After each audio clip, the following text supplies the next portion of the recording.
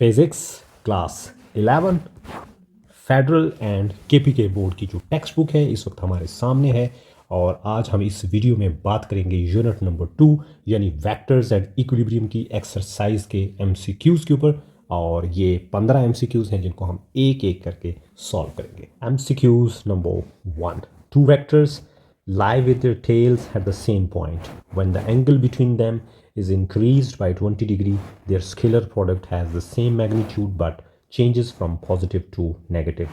The original angle between them was option A 0 degree, option B 60 degree, option C 70 degree, option D 80 degree. दो vectors हैं, मान लीजिए एक vector A है और दूसरा वेक्टर B है। इन दोनों के बीच में कुछ एंगल है थीटा, और थीटा जो है पता नहीं है वो क्या है, लेकिन जब जो भी एंगल है उस पर जब हम डॉट प्रोडक्ट लेते हैं ए डॉट बी का तो आंसर आता है ए बी कॉस थीटा। फिर थीटा में हम 20 डिग्री का इजाफा कर देते हैं और फिर से डॉट प्रोडक्ट लेते हैं। अब की बार आंसर सेम आता है बट फ़र्क क्या आता है, नेगेटिव साइन का। मैग्नीट्यूड सेम रहती है ए बी कॉस थीटा, बस नेगेटिव का इजाफा हो जाता है। तो पूछता है कि वो जो एंगल है थीटा वो कितना है। अच्छा, इसका मतलब सारा खेल कॉस थीटा का है। और कुछ चीज़ें मैं आपको जल्दी जल्दी बताना चाहता हूँ कि जो कॉस 0 डिग्री होता है ये 1 होता है और कॉस 90 डिग्री 0 होता है। इसका मतलब है कि जब एंगल की वैल्यू 0 डिग्री से 90 डिग्री के बीच में होती है तो कॉस थीटा पॉजिटिव होता है या 0 होता है। जो ही थीटा 90 डिग्री को क्रॉस करता है, मोर देन 90 डिग्री होता है, तो कॉस की जो वैल्यू है वो नेगेटिव हो जाती है। अब ऑप्शन ए जो है उसमें थीटा है 0 डिग्री और थीटा में अगर हम 20 ऐड भी कर देते हैं तो फिर भी हमारा आंसर लेस देन 90 डिग्री ही रहता है। तो इसका मतलब है कि हम दोनों एंगल्स पे थीटा 0 डिग्री हो या 20 डिग्री हो, दोनों एंगल्स पे कॉस पॉजिटिव ही रहेगा। अच्छा, दूसरी पहले इसका मतलब पहली ऑप्शन तो मुमकिन नहीं। दूसरी ऑप्शन चेक करते हैं। दूसरी ऑप्शन में एंगल 60 डिग्री है और 60 में जब हम 20 ऐड करते हैं तो 80 हो जाता है, और 60 और 80 दोनों लेस देन 90 हैं तो दोनों पे कॉस की वैल्यू पॉजिटिव ही होगी। इसका मतलब है ये ऑप्शन भी गलत है। ऑप्शन सी जो है वो है 70 डिग्री और 70 में जब हम 20 ऐड करते हैं तो कितनी हो जाती है 90। अब अभी भी हम 90 या 90 से कम है, तो इसका मतलब है कि अब की बार भी हमारे कॉस की वैल्यू पॉजिटिव ही आएगी। अब हम चेक करते हैं 80। कॉस की वैल्यू 80 पे देखते हैं कितनी होती है। कॉस 80 डिग्री पे होता है, कैलकुलेटर से देखते हैं, कॉस 80 होता है 0.1736, 0.1736, और फिर 80 में जब हम 20 ऐड करेंगे तो ये 100 हो जाएगा। अब चेक करते हैं कि कॉस 100 डिग्री पे कितना होता है। कॉस 100, आंसर आ रहा है -0.1736। ले जी, बात बन गई। अब पता ये चल गया कि कॉस 80 पे और कॉस 100 पे, यानी कॉस थीटा और थीटा प्लस 20 पे दो वैल्यूज़ हमें मिल गई हैं, जिन दोनों वैल्यूज़ पे मैग्नीट्यूड तो सेम है, बस फ़र्क कहाँ पे आ रहा है, नेगेटिव साइन में। तो फिर ऑप्शन डी करेक्ट है। 80 डिग्री कॉस 80 पे और कॉस 80 प्लस 20 यानी 100 पे मैग्नीट्यूड्स के एतबार से इक्वल बट डायरेक्शन के एतबार से अपोजिट होता है। That's it. कैसा लगा? चलते हैं नेक्स्ट एमसीक्यूज़ पे। एमसीक्यूज़ नंबर 2 की स्टेटमेंट कुछ इस तरह से है, the minimum number of vectors of unequal magnitude required to produce a zero resultant is option A 2, option B 3, option C 4, option D 5। कम से कम कितने वेक्टर्स होने चाहिए और उनकी मैग्नीट्यूड भी एक दूसरे के बराबर ना हो कि उनका जो रिजल्टेंट है वो ज़ीरो आए। ठीक है। अच्छा, अब ऑप्शन ए है दो वेक्टर्स ए की सूरत में हमें ज़ीरो रिजल्टेंट दे सकते हैं कि वो इक्वल एंड अपोजिट हों, लेकिन उसने शर्त क्या लगाई है कि अनइक्वल होने चाहिए। तो इसका मतलब दो वेक्टर तो ये काम नहीं कर सकते, यानी अनइक्वल नहीं हो सकते दो वेक्टर्स अगर उनका रिजल्टेंट ज़ीरो हो। ऑप्शन बी के ऊपर देखते हैं। ऑप्शन बी है थ्री वेक्टर्स हो सकते हैं। मिसाल के तौर पे अगर हमारे पास एक वेक्टर है 5 न्यूटन और वो लेफ़्ट साइड पे है, और दो वेक्टर्स और हैं, इनमें से एक है 2 न्यूटन और दूसरा है 3 न्यूटन, और दोनों राइट हैंड साइड पे है, तो 2 + 3 5 होते हैं और 5 एक दूसरे को कैंसिल आउट कर देंगे। ये ठीक है।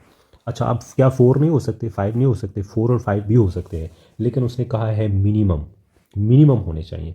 तो इसका मतलब है कि मिनिमम की अगर कंडीशन लगाई जाए तो फिर ऑप्शन सी और ऑप्शन डी दोनों गलत हैं, एक ही ऑप्शन बचती है जो कि सही है और वह है ऑप्शन बी। एक और तरीके से भी मैं ये बात समझा सकता हूँ आपको। एक होता है law of triangle. Law of triangle के मुताबिक अगर हमारे पास तीन वेक्टर्स हैं, मान लीजिए एक वेक्टर ए है इस तरह से, दूसरा वेक्टर बी है इस तरह से, और तीसरा वेक्टर सी है, और वो तीसरा वेक्टर इस तरह से है कि उसका जो हेड है वो फर्स्ट वेक्टर की टेल को ज्वाइन कर रहा है। और आपने नोकिया के मोबाइल में सांप वाली गेम खेली होगी, स्नेक वाली, कि जब स्नेक अपनी ही टेल को टच कर जाता है तो रिजल्टेंट क्या होता है, ज़ीरो, तो गेम ओवर। तो इस तरह से लॉ ऑफ ट्राइंगल के मुताबिक तीन वेक्टर्स मिल करके एक ट्राइंगल बनाते हैं और ट्राइंगल में जो रिजल्टेंट वेक्टर होता है उसकी वैल्यू ज़ीरो होती है। ठीक हो गया, चलते हैं नेक्स्ट एमसीक्यूज़ पे। एमसीक्यूज़ नंबर 3 की तरफ चलते हैं। इसकी स्टेटमेंट कुछ इस तरह से है कि if the resultant of two vectors each of magnitude A is also magnitude of A, the angle between the two vectors will be option A 30 degree, option B 45, option C 60 and option D 120 degree.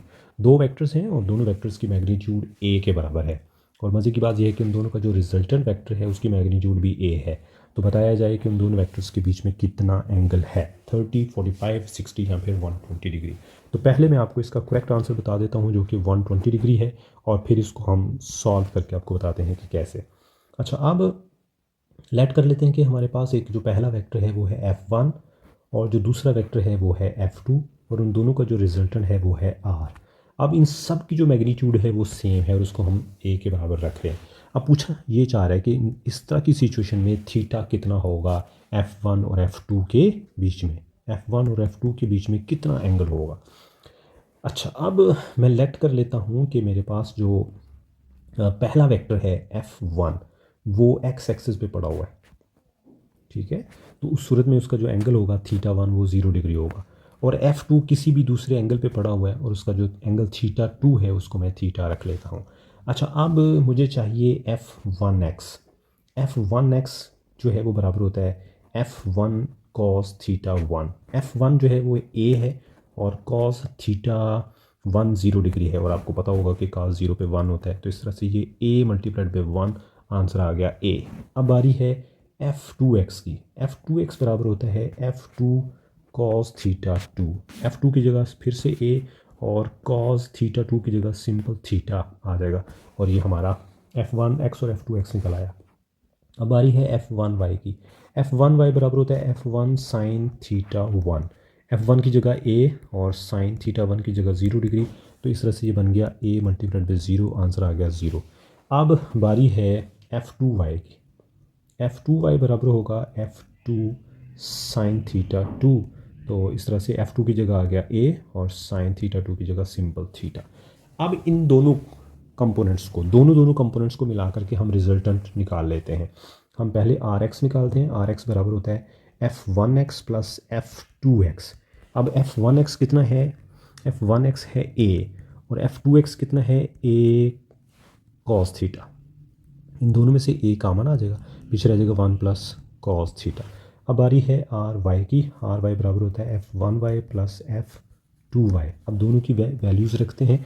F1y तो 0 है और F2y A sin theta है, तो इस तरह से answer आ जाएगा A sin theta. अब रिजल्टेंट वेक्टर निकालने की बारी है। रिजल्टेंट वेक्टर जिसको हम आर स्क्वेयर कहते हैं, ये बराबर होता है R X square plus R Y square. अच्छा, आर एक्स की जगह हम रखेंगे ये वाली वैल्यू और उसका स्क्वायर भी ले लेंगे, और जब हम इसका स्क्वायर लेंगे तो ये बन जाएगा A square 1 plus cos theta का स्क्वायर प्लस आर वाई की ये वैल्यू है, इसका स्क्वायर लेते हैं तो बन जाएगा A square sine square theta. चलिए इसको थोड़ा सिंप्लीफाई करते हैं। इसका स्क्वायर खोलते हैं, A square 1 plus cos square theta plus 2 cos theta plus A square sine square theta. अब कॉमन ले लेते हैं A स्क्वेयर को, और मज़े की बात जो है कि लेफ्ट हैंड साइड पे जो आर स्क्वायर है उसकी जगह भी A स्क्वायर आएगा, और इन सब में से कॉमन आ गया 1 plus cos square theta plus 2 cos theta plus sine square theta.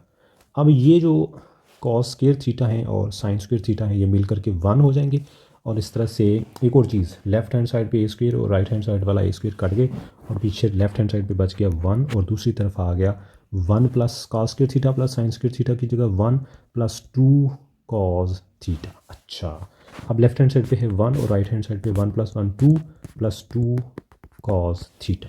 मुझे क्या करना है कि ये वाला जो 2 है इसको लेफ्ट हैंड साइड पे ले आया है और लेफ्ट हैंड साइड पे ये आके 1 - 2 हो जाएगा और पीछे रह जाएगा 2 cos थीटा।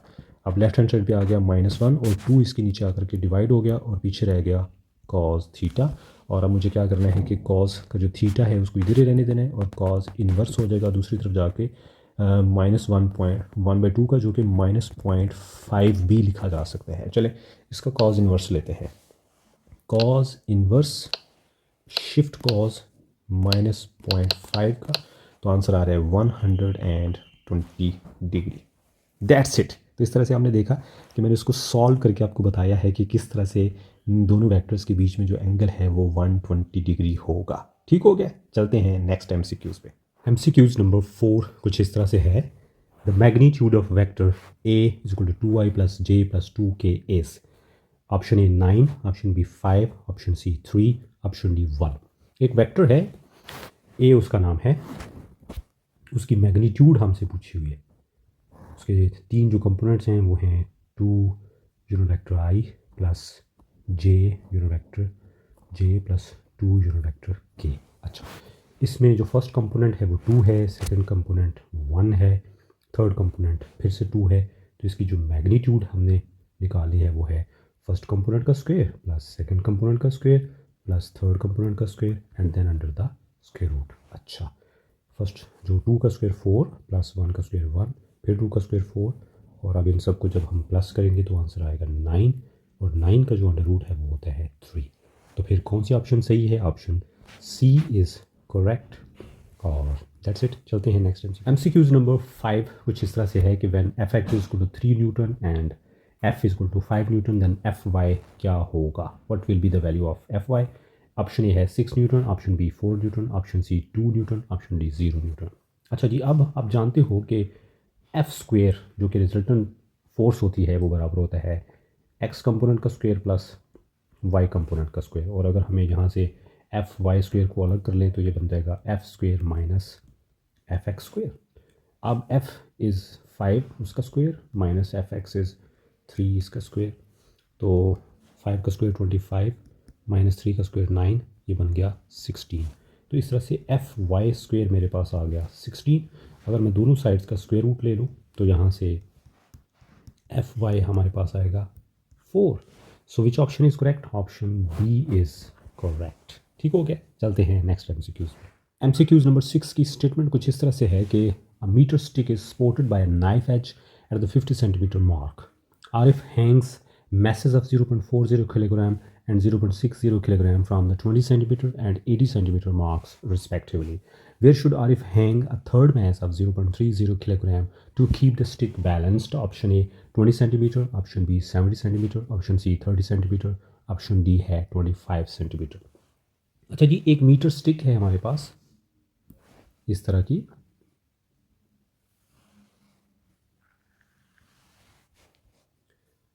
मीटर स्टिक में ये वाली जो वैल्यू है वो 0 है, यहाँ पे 0, उसके बाद सेंटर में 50 और यहाँ पे 100, उसके बाद 10, 20, 30, 40, 50 के बाद 60, 70, 80, 90 और 100। आरिफ एक लड़का है, वो क्या करता है कि एक पहले तो इसको हमने सपोर्ट किया हुआ है 50 सेंटीमीटर पे, यहाँ पे इसको सपोर्ट किया हुआ है। एक 0.40 किलोग्राम का एक बैग है जिसको 20 सेंटीमीटर पे, ये हो गया 10, 20, 30 और 40, ये 60, 70, 80 और 90। 0.40 किलोग्राम का एक बैग जो है उसको हमने हैंग किया हुआ है 20 सेंटीमीटर पे, और 0.60 का 80 सेंटीमीटर, ये हो गया 0.60 किलोग्राम।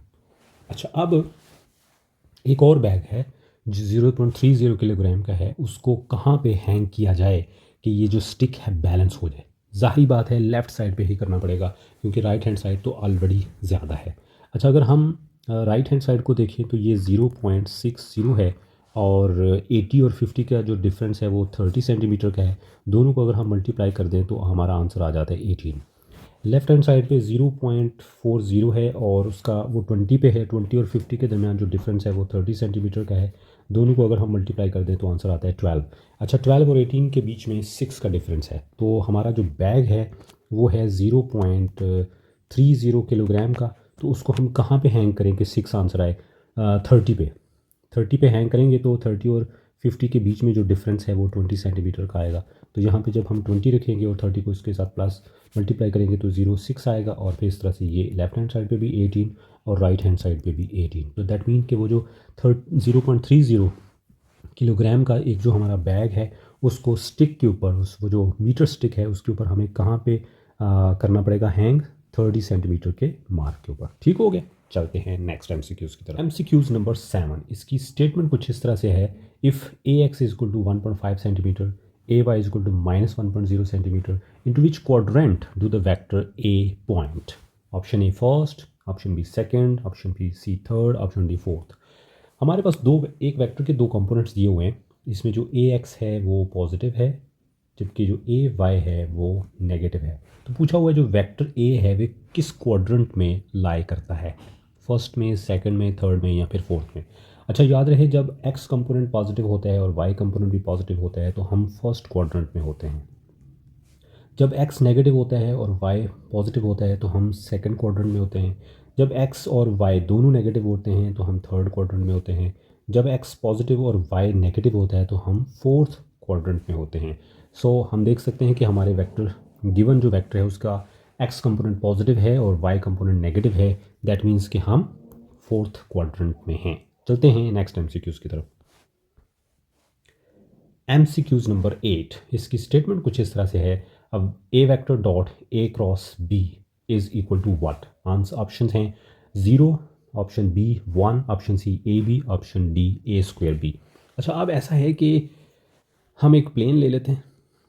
ये हमारा प्लेन है और इस प्लेन में ये हमारा वेक्टर ए है और ये हमारा वेक्टर बी है। अगर हम ए और बी का क्रॉस प्रोडक्ट लेते हैं तो हमें मिलेगा एक और वेक्टर सी, और वेक्टर सी जो है वो ए और बी दोनों के साथ परपेंडिकुलर होगा। अच्छा, अब A dot A cross B, इसको मैं ए क्रॉस बी को मैं रख रहा हूँ सी। अच्छा, ए और सी दोनों आप एक दूसरे के साथ परपेंडिकुलर हैं तो जो एंगल होगा बीच में वो 90 होगा। और आप जानते हैं कि कॉस 90 डिग्री पे 0 होता है। तो इस तरह से जो ए डॉट सी का प्रोडक्ट है वो होगा ए सी कॉस थीटा। और जब मैं कॉस 90 डिग्री लगाऊंगा तो कॉस 90 पे 0 होता है, तो A C cross 0 answer will be 0। So which option is correct? Option A is correct, 0। Next MCQs पे चलते हैं। एमसीक्यूज नंबर 9, इसकी स्टेटमेंट कुछ ऐसे है कि two forces of magnitude 20 Newton and 50 Newton act simultaneously on a body, which one of the following forces cannot be a resultant of the two forces? Option A 20 newton, option B 30 newton, option C 40 newton, option D 70 newton. अच्छा जी, दो forces हैं। एक force को हम ए रख लेते हैं और वो है 20 न्यूटन। दूसरी फोर्स को हम बी रख लेते हैं, वो है 50 न्यूटन। कहता है कि इनका आप साइमल्टेनियसली ये एक ही वक्त में एक ही बॉडी के ऊपर दोनों एक्ट करती हैं, तो बताएं कि इनका रिजल्टेंट क्या नहीं हो सकता। अच्छा, 50 में अगर हम 20 को ऐड करते हैं तो हमारा आंसर आता है 70। तो 70 तो हो सकता है। उसने पूछा कि जो नहीं हो सकता। अच्छा, 50 से अगर मैं 20 को माइनस करता हूँ तो आंसर आता है 30। ऑप्शन बी भी हो सकता है। अच्छा, अब अगर 30 और 40 70 हो सकता है तो बीच में जो 40 है वो भी हो सकता है। किसी भी सूरत में आंसर हमारा 20 नहीं आएगा, क्योंकि जो मिनिमम वैल्यू है वो है हमारी 30 और जो मैक्सिमम वैल्यू है वो है 70। तो 40 इसके बीच में आ ही जाता है। अगर कोई नहीं आता तो वो है option A, that is 20 Newton. ठीक हो गया। नेक्स्ट एमसीक्यूज पे चलते हैं। MCQs number 10, if the dot product of two non-zero vectors a and b is 0, then the magnitude of their cross product is? Option A 0, option B 1, option C A B, option D minus A B. अच्छा जी, दो vectors हैं और वो दोनों non zero हैं। उनमें से एक का नाम ए है, दूसरे का नाम बी है। उन दोनों का जब हम डॉट प्रोडक्ट लेते हैं तो आंसर आता है 0। उन दोनों का क्रॉस प्रोडक्ट क्या होगा? अच्छा जी, अब जब भी हम दो वेक्टर का डॉट प्रोडक्ट लेते हैं तो आंसर आता है ए बी कॉस थीटा। अच्छा, ये अब ए भी ज़ीरो नहीं है और बी भी ज़ीरो नहीं है, तो फिर ये आंसर ज़ीरो कैसे आता है? ए की सूरत में आंसर ज़ीरो आ रहा है। आ सकता है कि ए और बी दोनों एक दूसरे के साथ परपेंडिकुलर हों, यानी थीटा कितना हो 90 डिग्री। चले चेक करते हैं कि ए बी कॉज थीटा की जगह 90 डिग्री रखा तो कॉज 90 पे आपको पता है कि 0 होता है, तो आंसर आ गया 0। चलें, हमें एंगल तो मिल गया, एंगल कितना है 90 डिग्री। अब हम इन दोनों का क्रॉस प्रोडक्ट ले लेते हैं। आपको पता है कि ए क्रॉस बी जो है वो बराबर होता है A B sine theta unit vector n. अब चूंकि यहाँ सिर्फ मैग्नीट्यूड की बात हुई है तो हम यूनिट वेक्टर एन को निकाल देते हैं। ए क्रॉस बी का मैग्नीट्यूड जो है वो होगा ए बी साइन थीटा। अच्छा, अब ए बी साइन थीटा की जगह हम रखेंगे 90 डिग्री, और आप जानते हैं अच्छी तरह से कि साइन 90 पे 1 होता है, तो इस तरह से इन दोनों का जो प्रोडक्ट है वो आ जाएगा ए बी। सो हमारा जो ऑप्शन है ए बी वो कौन सा है, option C. So option C is correct option. ठीक हो गया। MCQs नंबर 11 कुछ इस तरह से है कि the sum of magnitudes of two forces is 16 Newton. If the resultant force is 8 Newton and its direction is perpendicular to minimum force, then the forces are option A 6 Newton and 10 Newton, option B 8 Newton and 8 Newton, option C 4 Newton and 12 Newton, option D 2 Newton and 14 Newton। अच्छा, अब दो हमारे पास forces हैं, उन दोनों forces को जब उनकी मैग्नीट्यूड्स को हम जमा करते हैं तो हमारा आंसर आता है 16 न्यूटन। अच्छा, अब जो रिजल्टेंट फोर्स है वो 8 न्यूटन है, और वो जो दो फोर्सेस में से जो छोटी फोर्स है उसके साथ वो परपेंडिकुलर भी है, उसकी डायरेक्शन परपेंडिकुलर भी है। तो बताएं कि वो जो दोनों फोर्सेस हैं वो क्या होंगी। अच्छा, अब इनमें से ए बी सी डी चारों ऑप्शंस को जब हम प्लस करते हैं तो हर दफ़ा हमारा आंसर 16 न्यूटन आता है।